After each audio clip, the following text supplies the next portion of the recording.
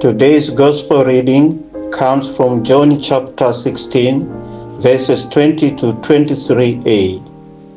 In it, Jesus warns his disciples that there will be times when they will weep, mourn, and grieve. However, there will also be times when their grief will be transformed into joy. I invite each of you to listen to the Gospel reading. At that time, Jesus said to his disciples, "Truly, truly, I say to you, you will weep and lament, but the world will rejoice. You will be sorrowful, but your sorrow will turn into joy. When a woman is in labor, she has pain, because her hour has come. But when she is delivered of the child, she no longer remembers the anguish for joy that a child is born into the world.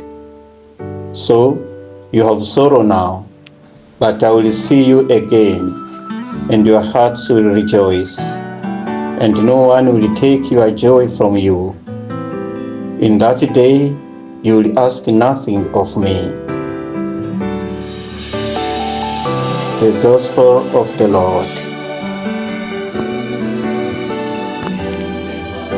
Brothers and sisters, in today's Gospel reading, Jesus uses the image of a woman in labor to help his disciples understand his message. Labor is difficult and painful. However, when her child comes forth from the womb, the mother experiences immense joy because a new life has come into the world. This demonstrates that the pain is not permanent, because something greater lies beyond the pangs of birth. The moment she hears her baby cry and sees its face, all her pain is forgotten in the wonder of her baby. Jesus uses this image to show his disciples that after the difficult days of his crucifixion and death, new life will be born for them. Sorrow will return to joy. They will experience an extraordinary joy that no one will be able to take away from them.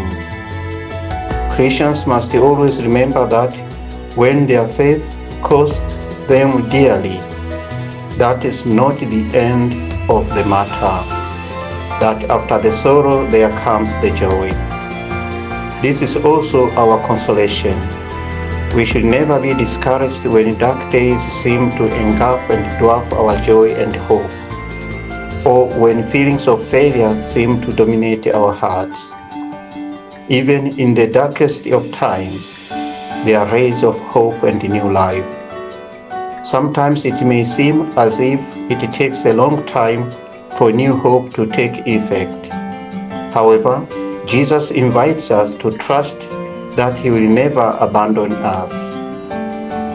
Our part is to trust in him and watch and wait for his coming. This is often easier said than done. Although we know that Jesus will come again, when life is difficult and painful, it can be hard to trust that new life and hope will ever return. The journey to new life can be long, barren, rocky, and dangerous. We may feel as though we are wandering in the wilderness, surrounded by danger. However, as Christians, we are expected to contemplate the cross and consider how evil is overcome by the risen Lord. When we encounter situations of pain and discouragement, let us not allow our hearts to be overcome by sadness. God has his own timing when it comes to helping us. Let us avoid idleness and do what we can. Then we can leave the rest to God.